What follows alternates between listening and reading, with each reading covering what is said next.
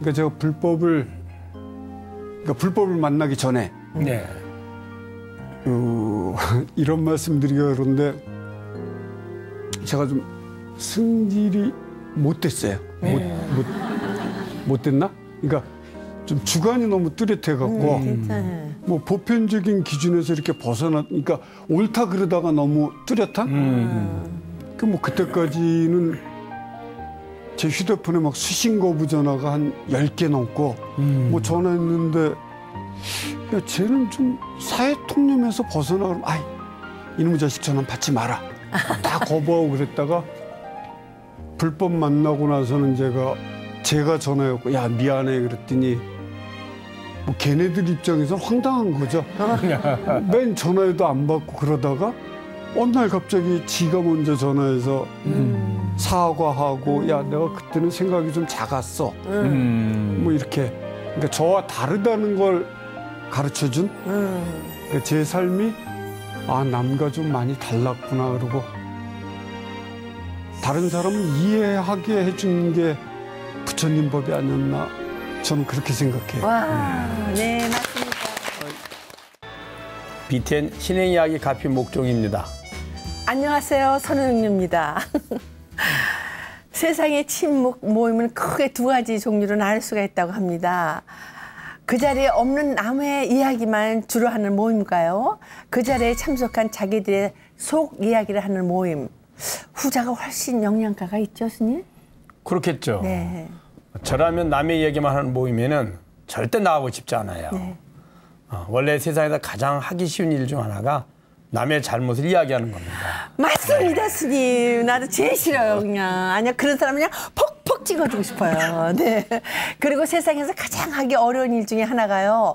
스스로의 잘못을 살피는 거고요. 그렇죠, 스님? 그럼요. 그래서 그게 수행이거든요. 네. 맞습니다. 원래 가장 큰 배움은요. 사람을 만나서 얻어지는 경우가 많습니다. 그래서 내 삶을 변화시키고 싶다면 좋은 사람을 찾아서 만나야 돼요. 좋은 인연을 찾는 노력이 그래서 필요한 거거든요. 네. 그래서 스님, 가피 많고 좋은 인연이 없는 것 같아요. 예. 그죠? 네. 가피 꼭 보세요. 좋은 인연만 만나실 거예요. 오늘도 마음속 깊은 이야기를 꺼내서 들려줄 말이죠. 아주 귀한 인연을 모셨습니다. 네. 이분은요, 말기암을 절수행으로 극복한 분입니다. 배우 송호섭 씨를 먼저 화면으로 만나보시죠. 평생 살며 한 가지 잘한 점이 있다면 그것은 부처님을 만난 것이고 절수행을 시작한 것이다. 말기암 절수행으로 극복한 배우 송호섭. 2010년 운명처럼 찾아온 암 선고. 지푸라기라도 잡는 심정으로 108배를 시작했고 절수행은 흔들리는 삶을 잡아주었다. 불법을 만나고 절수행을 하면서 비로소 심신의 평화를 찾게 된 배우 송호섭 씨의 특별한 가피담이 지금 시작됩니다.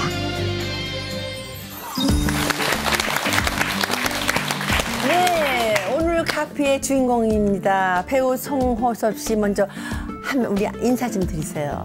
네. 예, 안녕하세요. 가피 통해서 여러분들한테 인사드립니다. 배우 송호섭입니다. 와. 네. 특히 80년도, 90년도 시대의 불안간에서 많은 활약을 하셨어요. 불멸의 이순신에서 또 금부도사 역할을 하셨고요. 용의 눈물, 왕의 비. 정말 오랜만에 뵀습니다. 예, 네. 굉장히 오랜만에 저도 그렇죠. 나오는 것 같아요. 네. 근데 대장암 3기, 전이폐암 4기 완치 판정을 받으셨다고요. 예. 뭐 5년 생존율이 10%였었는데 지금 만 7년째 생존해 있으니까 완치라고 보는 게 맞겠죠? 네. 우리 축하 한번. 네. 감사합니다. 그 대장암하고 특히 폐암은 사망률이 아주 높잖아요. 그 완치율이 아주 다른 암에 비해서 많이 힘들다는 얘기 많이 들었거든요. 예. 근데 그걸 어떻게 극복하시고? 글쎄, 저 같은 경우는 뭐 이렇게 말씀드려도 될지 모르겠는데 108배 절운동하면서 굉장히 많은 도움을 받았던 것 같아요. 또 우리 왜 사홍서원에 나오는 부처님 법 만난 것을 기뻐합니다라고 예. 저희 절하잖아요. 예. 부처님 법 만나서 마음이 편해져서 도움이 됐다라고. 기분이요? 예. 많이 도움이 됐던 것 같아요. 내려놓을 수 있어서. 그러니까 새벽에 몇 시서부터 일어나서 하셨어요? 보통 요즘은 4시 20분 정도 네. 기상해서 준비하고 5시쯤에 108배 시작하죠. 그거를 지금 얼마나 많이 하시고 계세요? 명상하고 같이. 몇 년 되셨어요? 꾸준히 하루도 안 빼먹고 한 거는 만 5년 정도 됐고요. 네. 시작한 지는 7년 됐고 대충 한 5년째는 지금 하루도 안 빼놓고 한 것 같아요. 오늘 아침에도 하고 왔고요. 세상에. 그 새벽 4시에 일어나는 거. 쉽지 않죠. 아유, 우리들 이제 일상생활이잖아요. 그렇죠, 보통 새벽 3시에 일어나서 이제 준비하고 예불 하고 하거든요. 네. 근데 이제 스님 되려고 하시는 분들이 가장 어려워하는 점이 새벽 3시에 일어나는 거예요.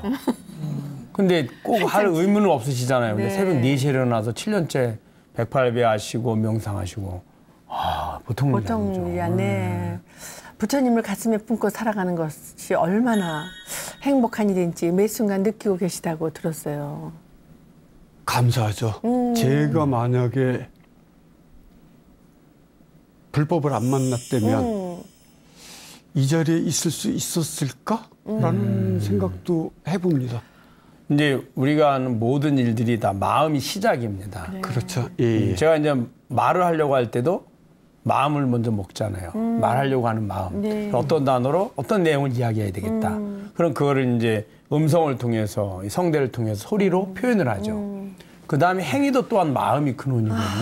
마음이 일어나야지 행위를 하게 되고요. 그러면 마음의 시작을 해서 언어나 행위로 표현이 되면 거기에 대한 결과물을 다시 또 행하는 과정, 결과도 다시 안이비설신을 통해서 받아들이거든요.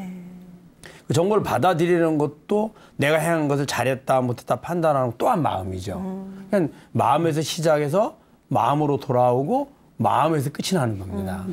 근데 질병도 마음에서 나오고 그다음에 우리가 좋아하는 행복도 마음에서 나옵니다. 고통도 마음에서 나오고요. 그럼 질병은 왜 있냐 하면 우리의 몸은 항상 건강하길 발언하고 끊임없이 유지하려고 합니다. 그 유지하려는 원인 자체가 근본 목적은 내가 원하는 마음, 괴로운 마음에서 즐거운 마음. 더 쉽게 얘기하면 내가 싫어하는 마음에서 좋아하는 마음을 실천하려고 하면 몸이 꼭 필요하거든요. 건강이 필요하죠. 그런데 건강하지 않으면 이거 실천하기 어려워지는 것이고 다른 말로 얘기하면 내가 원하는 행복을 얻는데 장애가 생기는 거죠. 네. 더 나아가서 이 생에서 그거를 제가 제대로 그 교육 근원을 알아차리지 못하면 이해하지 못하면 아예 죽어서 다음 생에 이제 고통의 세계로 가죠. 거기서도 경험함으로 인해서 내가 그것을 알아차리고 바꿔야만 하거든요. 그래서 기도를 하거나 108배를 하시잖아요. 또 발언을 하고 명상을 하는 거는 그런 것들을 바꾸고자 하는 마음이고 그걸 바꾸고자 하는 부처님께 약속이고 또 바꾸고자 하는 실천이거든요. 당연히 내가 본래는 고통을 받아서 힘들고 더 어렵게 바꿔야 되는데 고통이 오기 시작을 하니까 난 바꾸고 있잖아요. 그러니까 당연히 내가 교육의 근원, 본래 목적인 그 교육을 받았잖아요. 스스로가 알아차렸으니까 그것이 서서히 사라지기 시작을 하죠. 왜냐하면 고통이 나에게 고통을 주려고 오는 게 아니라 내가 잘못된 걸 스스로 알아차려서 다시는 그런 행위를 반복하지 않도록 하기 위한 교육의 장이거든요. 그게. 근데 미리 알고 미리 그것을 받아들이면 그것이 있을 필요가 없어진 거죠. 그래서 사라지기 시작을 합니다. 그래서 제가 말을 길게 했는데 결국에는 모든 것들이 다 나로부터 출발합니다. 그렇죠. 그거를 실천을 통해서 경험을 하시는 것 같아요.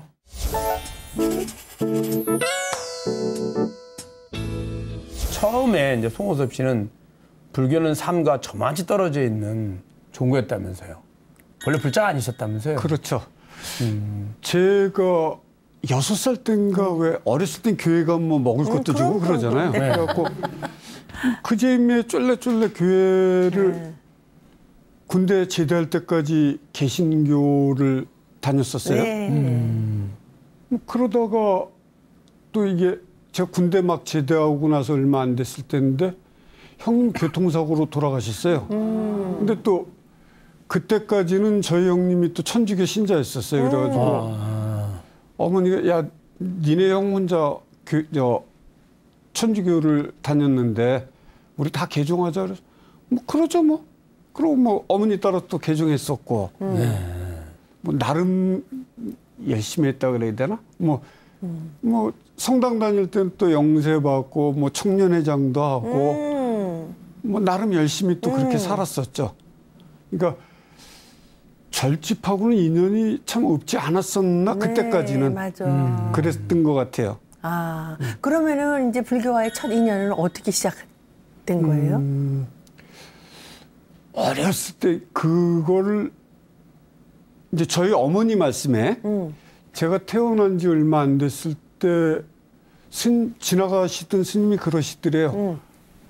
애가 단명할 수 있다고. 그래서 뭐 절에 시주를 해라. 뭐 근데 이제 그 시주라는 게 왜 이렇게 절에다 이름 올린다고. 그렇죠. 뭐 그러고 불공 드리는 거라 그러더라고요. 보통 인등을 키거나 연등에 이름 올리거나 불상에 이제 이름 모셔서 이름을 올리거나 이런 것들을 이야기합니다. 글쎄 그래서 뭐 태어났을 무렵에 그게 제가 인지하지 못하는 첫 번째 인연이었고 제가 진짜로 이 불교하고 인연 지어진 거는 2010년 1월 초에 그 법륜 스님 깨달음 회장 갔다 오면서 4박 5일 그 깨달음 회장을 갔다 왔어요.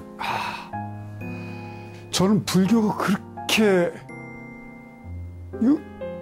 표현할 수 없을 만큼 너무 마음을 저를 편하게 해주더라고요. 뭐 깨달음장 갔다 오기 전에는 그러니까 제가 불법을 만나기 전에 이런 말씀드리기가 그런데 제가 좀 승질이 못됐어요. 못됐나? 그러니까 좀 주관이 너무 뚜렷해갖고 뭐 보편적인 기준에서 이렇게 그러니까 옳다 그러다가 너무 뚜렷한? 그 뭐 그때까지는 제 휴대폰에 막 수신 거부 전화가 한 10개 넘고 뭐 전화했는데 야 쟤는 좀 사회 통념에서 벗어나면 아이 이놈의 자식 전화 받지 마라. 다 거부하고 그랬다가 불법 만나고 나서는 제가 전화했고 야 미안해 그랬더니 뭐 걔네들 입장에서 황당한 거죠.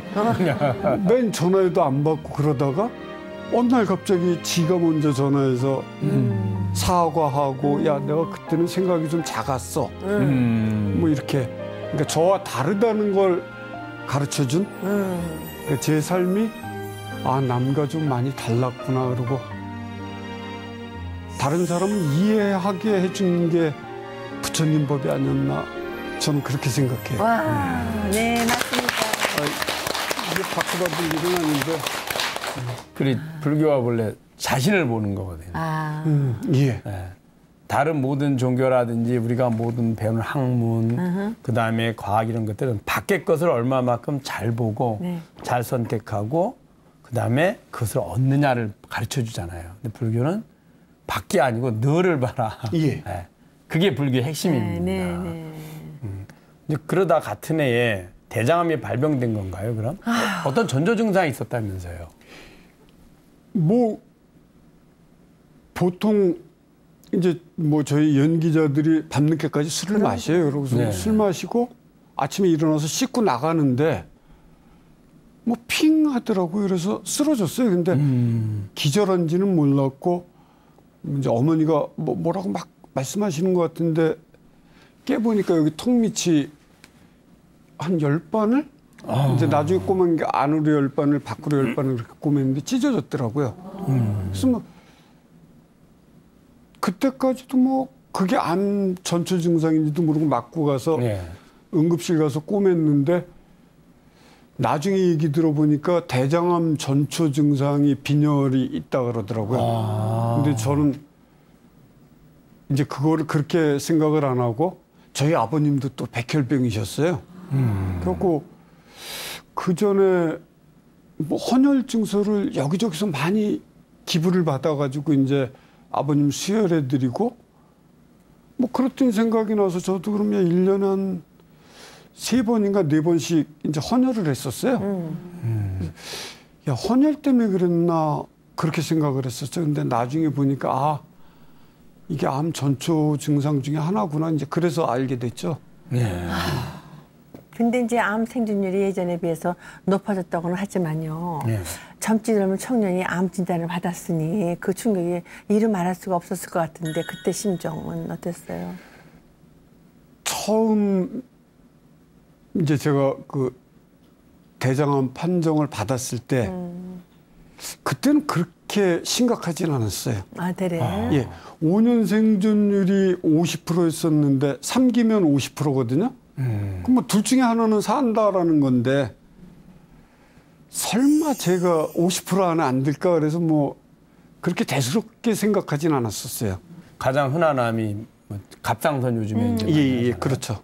또 뭐 이제 여성자 유방암 이런 전립선 이제 암이라든지 그런 것도 그거는 이제 생존율이 아주 높잖아요. 그럼에도 불구하고 암이라는 것 들어가는 것 자체만으로도 또 혹시 전이 됐을까봐 전이가 그렇죠. 될까봐 많은 사람들이 진단을 받으면 뭐 1기가 아니라 0기에 1기도 아닌 때 이제 진단받는 경우도 있거든요. 검진하다가. 그래서 수술을 해도 그것 때문에 되게 걱정하고 고민하거든요. 그렇죠. 근데 3기면 더더구나 생존율이 50%라면 상당한 이제 지금 위험 부담인데. 그렇죠. 그거를 그냥 뭐, 그럼 뭐 둘 중에 한 사람 사니까 내가 그 중에 그렇죠. 안 끼겠어? 이게 보통 아니에요, 이거. 더구나 폐암은 폐암 사망률이 억수로 높거든요, 이건요. 그렇죠. 세상에. 네. 아. 그리고 아주 급속히 전이가 되고요. 근데도 그때도 크게 그렇게 보통 이렇게 마음가짐이 아닌 것 같아요. 폐로 그러니까 양쪽 폐로 전이 되고 나서는 이제 제가 그때 3시쯤에 병원을 갔었는데 네. 폐 전이 됐다 절제 수술을 하자 그러더라고요. 그래서 그때는 그 당시는 띵 했어요. 야 이제 5년 생존율이 10%인데 네. 야 이거 뭐 근데 모르겠어요. 바로 나와가지고 이제 근처 이 선술집 가서 술을 마셨는데 또 그러고도 1년 8개월 동안 못 먹은 술이 그렇게 먹고 싶더라고요. 그래가지고 죽을지도 모르 돌아가실지도 모르는데 나가서 뭐 어떻게 술을 마셨는지 몰라요. 술 마시고 집에 어떻게 들어갔는지도 모르고 들어왔는데 저 같은 경우는 뭐 어떻게 아직 결혼을 안 했거든요. 그래서 늙은 노모하고 둘이 사는데 아침에 눈을 떴는데 괜히 막 눈물이 나더라고요. 근데 뭐 어머니 들으실까 봐 울지도 못하고 그냥 입을 뒤집어서 kokkokkokkok 그러면서 그렇게 한 일주일 넘게 술을 마셨던 것 같아요. 병원에도 안 가고. 뭐 병원 그때는 그런 생각도 안 들더라고요. 그냥 막 화나고 야, 내가 뭘 도대체 잘못했길래 여기까지 왔지? 막 세상에 대한 분노? 뭐 그렇게 표현하는 게 맞을까요? 막 화나고 괜히 막 술 먹고 그래도 한 일주일 정도 지났을 때 아는 후배가 그러더라고요. 형 그러다 진짜 죽어 그러더라고요. 근데 진짜 야, 나 이러다 진짜 죽을 수도 있겠구나 하는 뭐 그런 생각이 퍼뜩 들더라고요. 그래. 근데 또 감사한 게 그 무렵에 뭐 우연히 뭐 법륜 스님 증문즉설 갈 기회가 있었어요. 그래. 네. 갔더니 뭐 이렇게 질문을 한번 해보라고. 뭐 그래. 뭐는 못 해보겠어. 그러고서 뭐 이제 야 내가 지금 이래서 대장암 3기에서 말기암까지 왔다. 그럼 내가 뭔 죄를 이렇게 많이 적었고 이런 지경까지 왔는지 모르겠다라고 증문즉설 질문을 했는데 뭔 소리를 했는지 모르겠어. 갑자기 또 그때 눈물이 나와가지고 그냥 펑펑 울다가 그 시간을 다 지낸 것 같은데 아 지나고 보니까 이게 불가하고 나하고 인연이 이렇게 맺어지는구나. 그리고 뭐 오히려 수술은 또 담담하게 받았던 것 같아요. 그럼 절수행은 어떻게 시작한 거예요? 절수행은 제가 이제 수술 받고 폐암 수술하고 나서 그리고 뭐 마땅히 갈 데도 없었어요. 그러고서 공기 맑은 데를 찾아야 되는데 2003년경에 저랑 친분이 있던 스님이 그러더라고요. 뭐 특별히 갈 데 없으면 절에 들어와서 있으면 어때? 그래서 돈도 없었고 그래서 에이 그래 그럼 절에 나가 있을까? 그래서 봉선사 말사절인 그 절에 가갖고 몇 달 있었죠. 그러면서 이제 뭐 그때까지도 뭐 그렇게 저는 불교에 대해서 가슴에 깊게 묻고 있지는 않았어요. 그래서 뭐 스님 연불하러 가시면 저는 요사차에서 뒹굴뒹굴거리고 산에 가서 이렇게 걷고 뭐 그러다가 어느 날 절이나 한번 해볼까? 그러다가 그렇게 해서 시작한 것 같아요. 근데 주변에서 뭐 어떤 불자가 또 그러더라고요. 뭐 절을 하면 암을 고칠 수 있다고. 근데 그게 뭐 일반인 생각에선 말도 안 되는 소리 아니에요. 절에서 암을 고치면 뭐 의사가 왜 필요하겠어요? 네, 맞습니다. 뭐, 야, 저 사람 대도 않는 소리 하고 있어. 처음에 그렇게 받아들였죠. 근데 갑자기 또 그 생각 들더라고요. 어쨌든 해도 죽고 안 해도 죽는 거면 해보고 죽는 게 좀 덜 억울하지 않을까? 그럼요. 그럼 해보지 뭐. 그러고서 이제 절 시작했고 뭐 이렇게 저 같은 경우는 뭐 유튜브를 많이 찾아서 봤는데 뭐 거기 청견 스님 절 잘하는 법 뭐 그런 거 나오더라고요. 그렇죠. 절 기차게 하는 법. 근데 봤더니 굉장히 과학적이더라고요. 보통 암 환자들을 많이 걸으라고 얘기하거든요. 근데 걸으라 그러는 게 이제 저희들 면역력을 책임지는 게 대장하고 허벅지 근육하고 해서 그렇지.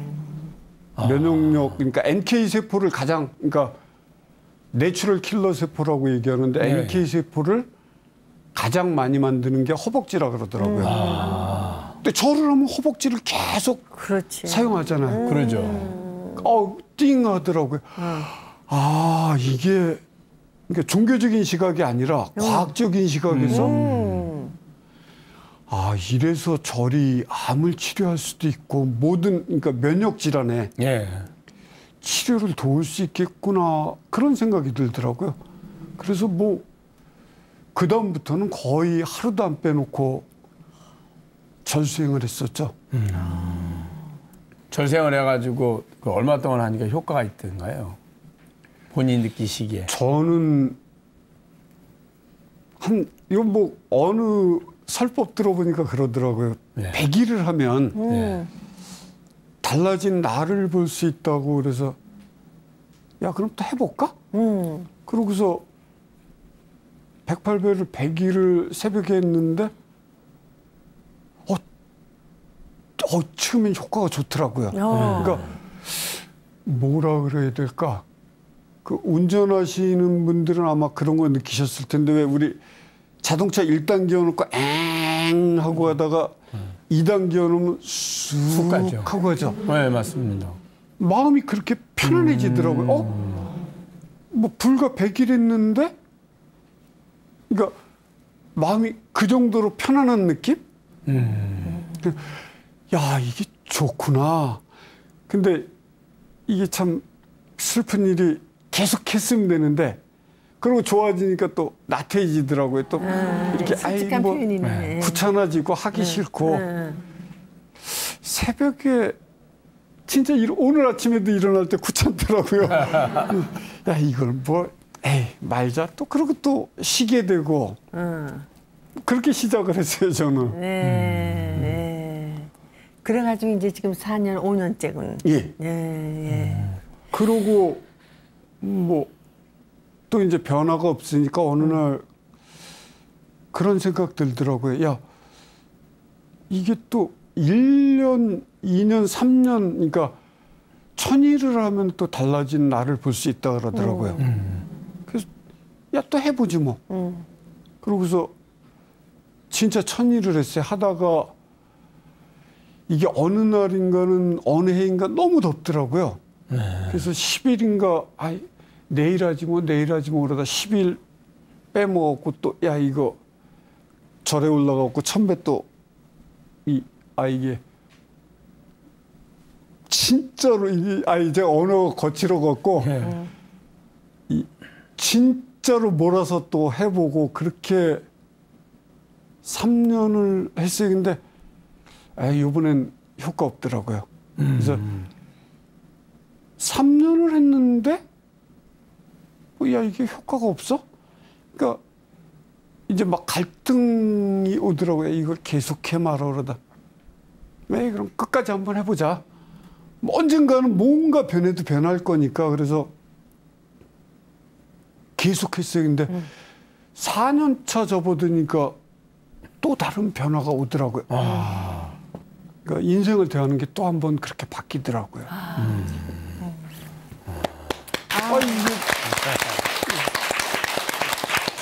그 4년 절기도 하시고 마음에 눈이 뜨이셨네요. 네.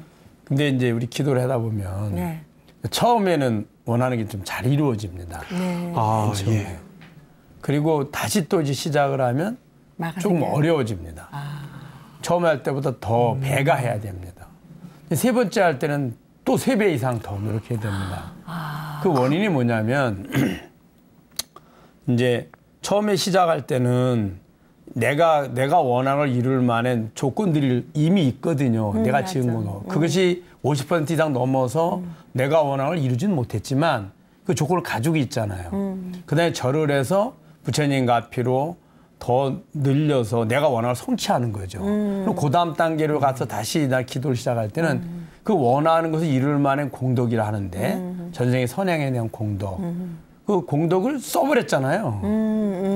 먼저 썼잖아요. 처음에 기도할 때. 그 다음에는 사실은 공덕은 없는 상태에서 나는 순전히 기도해가지고 또 부처님께 발언해서 부처님 가피로 해야 되잖아요. 있던 통장은 다 썼고 그다음에 새로 시작하는데 우리는 내가 기도한 만큼 공덕이 더 늘어날 거라 생각하거든요. 그게 아니라 썼죠. 지금 소울 성취했으니까. 그 다음에는 제로예요. 제로 배에서 다시 시작을 하는 거예요. 그렇구나. 근데 본인은 그렇게 생각 안 하거든요. 그렇죠. 그게 어렵죠. 그렇죠. 그래서 더 어렵습니다. 네. 그래서 기도할 때 꼭 필요한 게 뭐냐면 처음에 참여하고 뉘우치는 거예요. 뉘우치는 건 전에 했던 잘못을 다시는 하지 않겠습니다. 뭐냐 전에는 내 즐거움과 내 행복을 위해서 누군가의 불편함이나 줬다면 괴로움을 줬다면 다시는 그 행위를 하지 않겠습니다. 그리고 발언하는 거예요. 어떻게? 지금부터는 제가 하는 모든 행위를 통해서 주위에 행복을 주겠습니다. 그리고 이제 실천을 해야 됩니다. 바로 공덕을 쌓아야 되죠. 근데 기도하는 동안에 공덕 쌓는 일은 그렇게 많이 안 하거든요. 그렇죠. 그리고 이제 기도 끝나서 소원이 성취됐으면 내가 잘 되는가 보다. 그렇죠. 네, 부처님 나만 특별히 여기시는 것 같아. 이래가지고 또 기도하거든요. 근데 공덕 다 써버렸잖아요. 어려워요. 그래서 그 이치를 알면 기도하는 그 동안에 더 열심히 공덕을 짓습니다.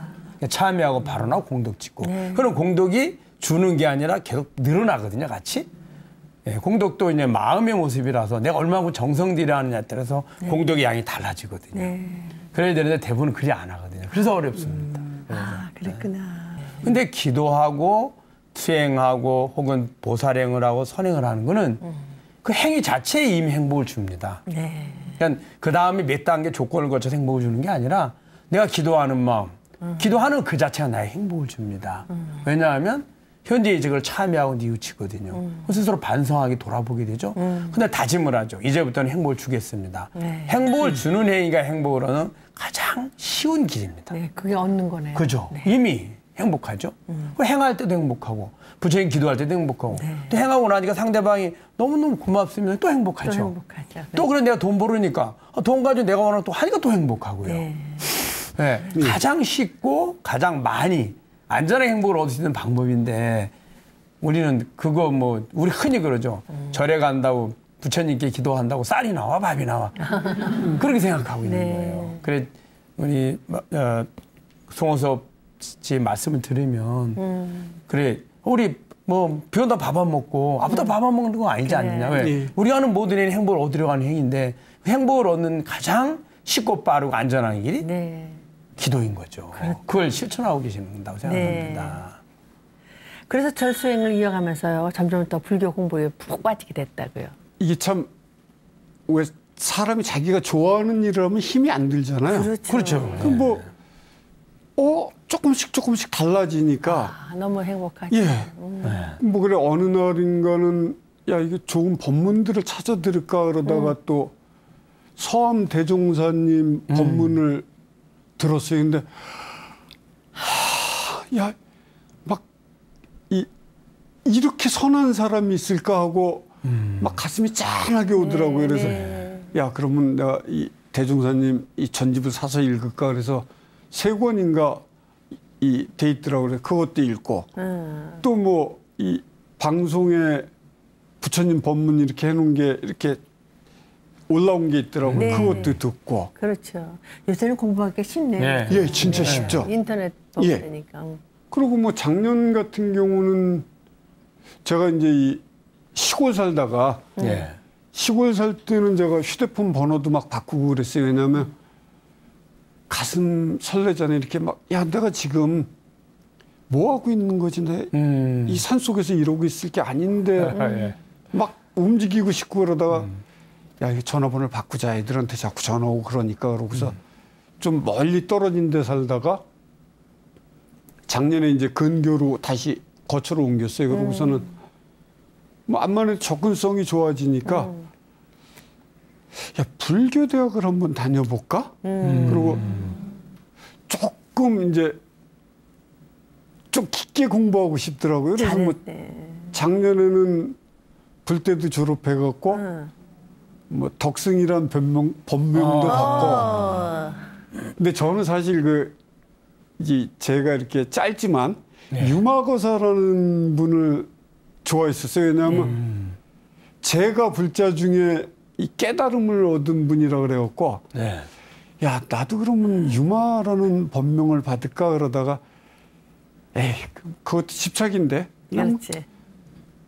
제가 또 이 시절에 인연이 닿아서 만약에 깨달음을 얻게 된다면 뭐 그럼 또 되는 거니까 그래서 뭐 어쨌건 그래서 불때까지 졸업을 하게 됐어요. 와.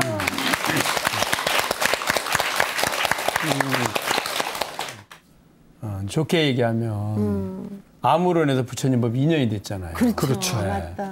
만약에 그런 기회가 없었다면 말씀하신 것처럼 이 삶이 전부라고 여겨서 그래. 끊임없이 욕망과 집착을 통해 스스로를 괴롭히고 그렇죠. 욕망에 쪄들어서 살 거예요.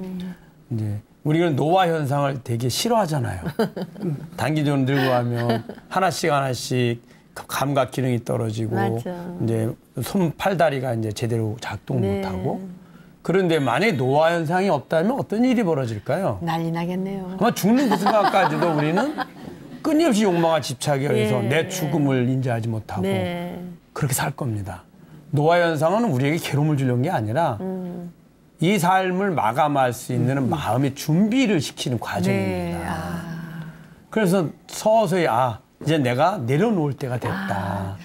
알게 만들죠. 만약 없다면 그래 여러분들이 이제 우리 흔히 이제 그 무속인한테 가면 되게 이제 객사한 사람, 자살한 사람, 막 난리 젊어서 났지. 돌아가신 분들 이런 분들 이야기하잖아요. 네. 그들 특징이 뭐예요? 준비되지 않은 죽음이에요. 네. 예. 예. 별 한간 죽음이 오니까 준비되지 않았으니까 어때요? 가지를 못하거든요. 집착 때문에. 내가 원하는 것들이 다 여기에 있는데 어느 날 갑자기 내가 벌어졌으니까 그걸 못 떠나죠. 근데 이미 이제 천수를 다해서 돌아가신 분은 얘기는 무속인을 아무도 안 합니다. 왜 그러냐면 이분은 준비가 돼 있거든요. 그렇죠. 나중에 이제 몸이 힘들어지고 어려워지면 그래 돈도 필요 없고 자식도 필요 없구나. 이게 삶이 이렇게 참 험한 거구나. 그래서 막 빨리 가고 싶다. 진짜 그런 말씀 하시더라고요. 그럼요. 들으니까 가시잖아요. 그러니까 미련 없이 나 가고 싶다 가죠. 그게 윤회의 모습이거든요. 그래서 우리 불교에서는 돌아가실 때 잘 돌아가시는 분 앞에서 울지 말라는 게 그거군요. 더 좋은 데 가시는데 왜 울어요? 그래서 이제 어쩌면은 우리 송호섭 고사님 만난 그 질병, 또 우리 손용료 보살님 만난 그러한 모습, 네. 그것들이 또 다른 나에게 더 나은 지혜를 얻기 위한 하나의 과정이죠. 송효섭 씨가 가능했던 건 밤낮으로 곁에서 아들의 건강을 챙겨주신, 나 눈물 날라 그래. 어머님이 계셨기 때문이잖아요. 집에 계신 우리 부처님, 어머님이 부처님이니까 어머님에 대한 그 사랑, 감사함 크게 느꼈을 것 같아요. 저희들 왜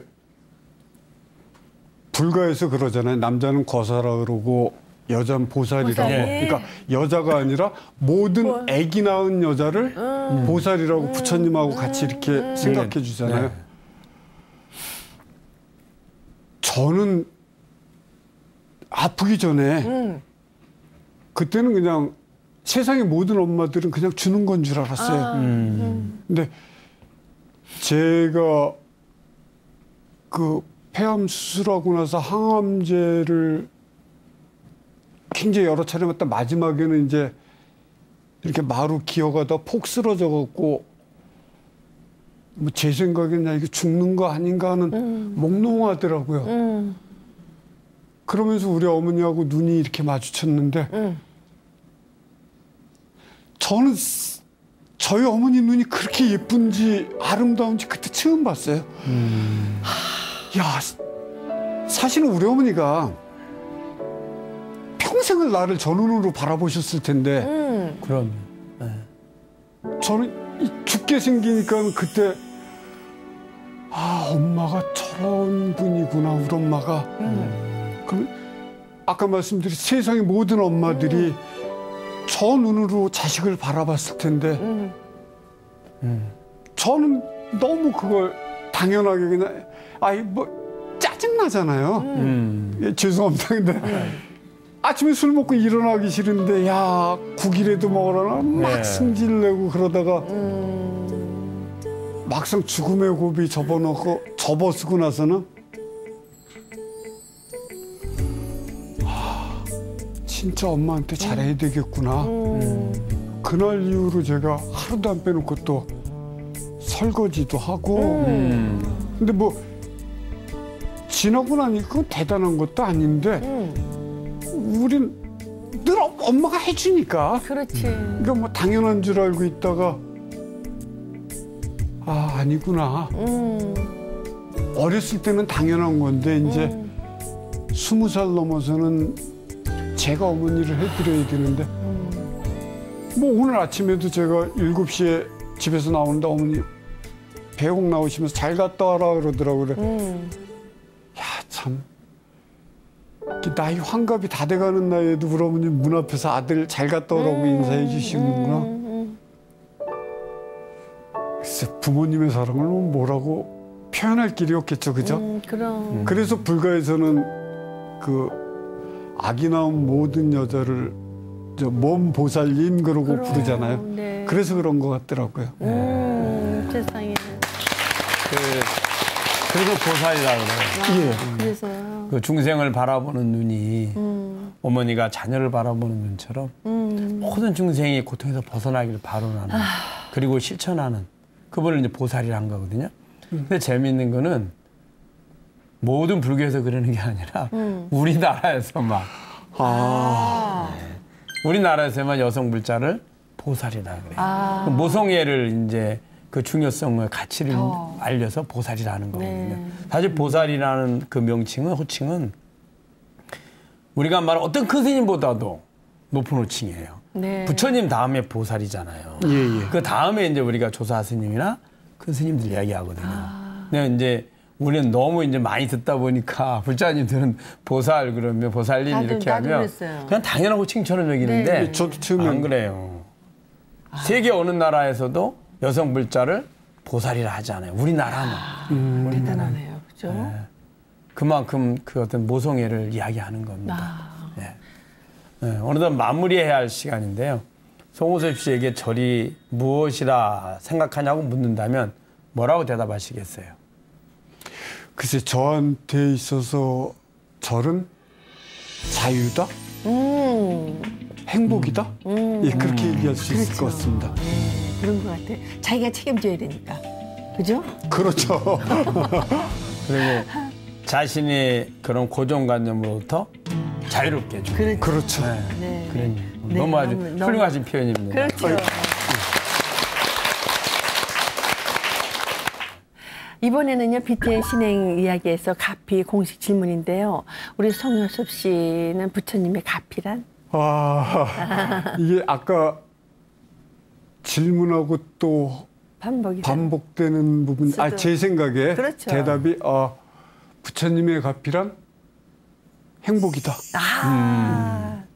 맞네요. 그죠, 스님? 스님은 오늘 우리 배우 송호섭 씨 만나면 어떠셨어요? 지혜가 아주 가득한 감동적인 만남이었습니다. 네. 원래 이 삶은 불편하고 불만족하고 슬프고 고통이 가득한 불완전한 모습입니다. 네. 나만 그런 게 아니라 우리 어느 누구도 이 삶의 속성으로부터 자유롭지 못합니다. 그러나 이 불완전한 삶의 속성이 우리에게 완전한 행복인 깨달음으로 인도하는 과정이고요. 네. 이 삶 속에서 꼭 얻어야 할 지혜는 첫째 염리심입니다. 염리심이란 우리들이 지금 원하는 그러한 욕망과 집착이 고통의 원인이라는 것을 알아서 그것을 버리려는 마음입니다. 구하지 않는 마음이죠. 두 번째는 이제 재행무상이랍니다. 네. 존재하는 모든 것은 끊임없이 변해간다. 내가 아무리 귀중하게 여기는 것 또한 변해간다는 거죠. 그래서 우리 몸도 늙고 병도 충매가고요. 그렇죠. 그래서 집착하지 않는 것. 세 번째가 재범무합니다. 존재하는 이것을 실체하는 것이 아니라 내 마음에 있는 내가 만들어낸 마음의 환영인 거죠. 내가 착각하고 있는 거죠. 이 세 가지를 만약에 이 삶 속에서 우리가 얻는다면 가장 가치 있는 걸 얻는 겁니다. 어느 무엇보다도. 이것이 바로 부처님의 가르침이고요. 핵심이고요. 송호섭 선생님을 이렇게 뵈면 그것을 서서히 알아가시는 것 같습니다. 네. 이제 그 질병을 치유하는 과정에서 또 절을 하면서 그런 것들의 이치를 이렇게 깨달아 가시는 것 같은 그런 모습입니다. 송호섭 배우님, 부처님 가피로 하루속히 완쾌하시고 보리지혜를 성취하셔서 본인의 경험을 통해서 또 많은 분들에게 그런 부처님 길로 안내해 주시기를 바라드립니다. 네. 감사합니다. 이미 일어난 일은 바꿀 수가 없습니다. 하지만 그 일을 어떻게 해석해서 어떤 방향으로 나아갈지는 내가 결정할 수 있습니다. 나쁜 일도 나를 거듭나게 하는 변화의 반환점으로 여기면 정말 그렇게 됩니다. 바로 오늘의 주인공처럼요. 가피 여기서 인사드리겠습니다. 성불하세요. 수고하셨습니다.